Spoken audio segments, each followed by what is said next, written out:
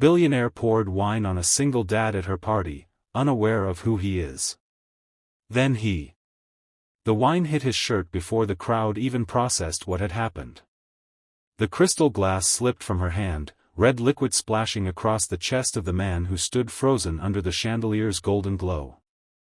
The party music didn't stop, but the attention in the room shifted sharply, like a tide pulling back. A billionaire heiress, famous for her ruthless confidence, had just drenched a quiet, exhausted-looking single dad in front of 100 of her elite guests. She had no idea who he truly was. She had no idea what would follow. If you believe kindness and second chances can change lives, please like, comment, share, and subscribe to KH Stories to help more stories like this reach others. The moment the wine soaked through his faded button-up shirt, Daniel felt the burn of humiliation more intensely than the alcohol itself. He wasn't dressed like the other men in the room whose suits cost more than his monthly rent. He wasn't supposed to be here. He knew that. But life had a strange way of throwing him into places he never imagined, usually out of necessity rather than choice. Tonight he accepted an invitation he found on his late wife's old work email, sent automatically from a charity foundation she used to volunteer with. He thought it was a public event, open to families of volunteers. He didn't expect this: marble floors, champagne towers, glittering gowns, and people who probably never had to calculate whether they could afford groceries for the week. Daniel had shown up because the foundation had once donated medical supplies that helped his daughter, Lily, when she was fighting the fever that nearly took her life. He hoped to thank someone, anyone, for that help. He didn't know the event had become a private social gala hosted by Amelia Royce, the billionaire heiress known for throwing elaborate parties to impress board members and investors. Amelia had been moving through the room with the grace of someone raised among chandeliers and symphonies. Her dress sparkled like a constellation, and people parted for her as naturally as water around a stone. When she bumped into Daniel, his presence startled her. To her, he looked out of place, maybe a waiter who wandered where he shouldn't, maybe some nobody sneaking in for free wine. Her instinct wasn't kindness, it was annoyance. And with that annoyance, her grip loosened and the wine spilled. She didn't apologize. She barely even registered him. She simply scoffed, brushed past him, and continued greeting her guests. Daniel stood there, heart pounding, eyes burning, not from anger, but from the sudden reminder of everything he had been fighting to keep together. He had rushed from a long shift at the mechanic shop, picked Lily up from his neighbor, and barely made it in time. He wore the only shirt he had left that didn't have oil stains.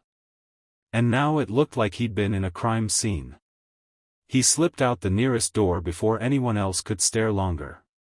He made his way to the garden outside, breathing deeply, trying to calm the ache in his chest. His whole day had been a mess, his boss warning him that hours might be cut, Lily's school calling about unpaid fees, the electricity bill waiting on the kitchen table. And now, this?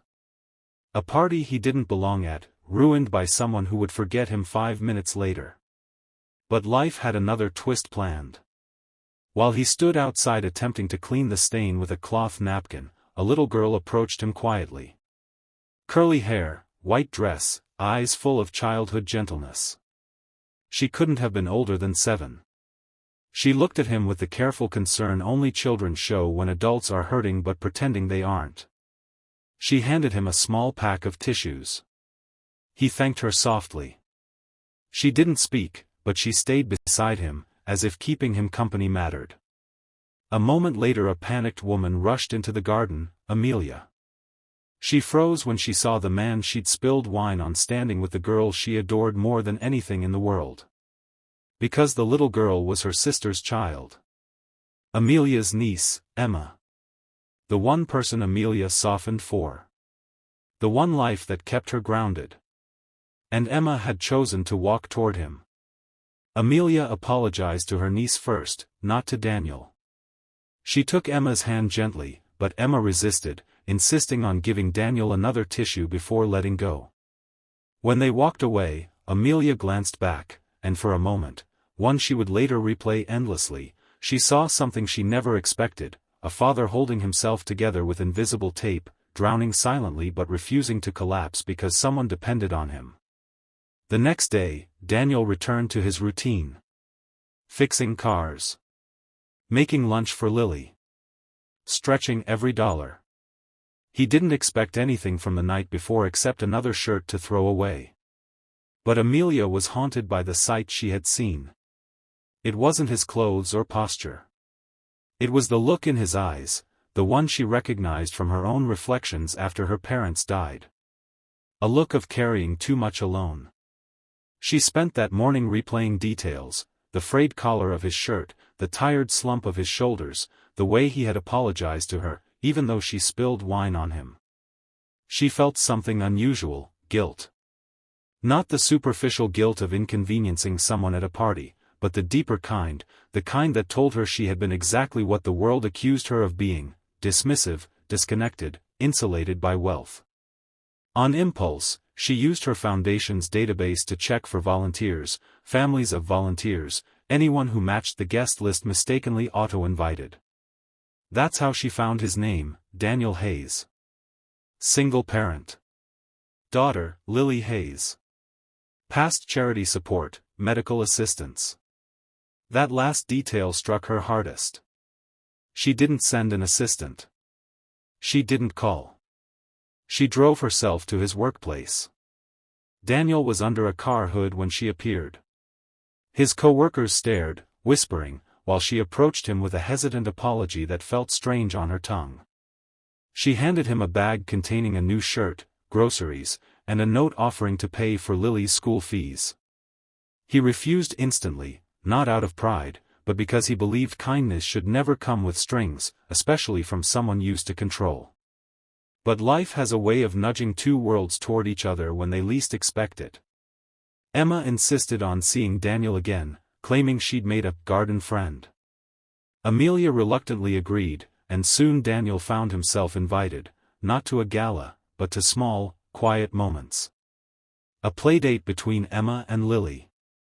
A simple lunch. A conversation in which Amelia confessed that wealth hadn't insulated her from loneliness, grief, or the weight of expectations. Daniel, in turn, revealed his struggles, losing his wife, working 2 jobs, the constant fear of failing his daughter. Amelia listened, not as a billionaire, but as a human being who had forgotten what vulnerability felt like. And slowly, gently, their worlds began to stitch together. Daniel became someone who softened Amelia's edges. Amelia became someone who reminded Daniel that he deserved help, companionship, and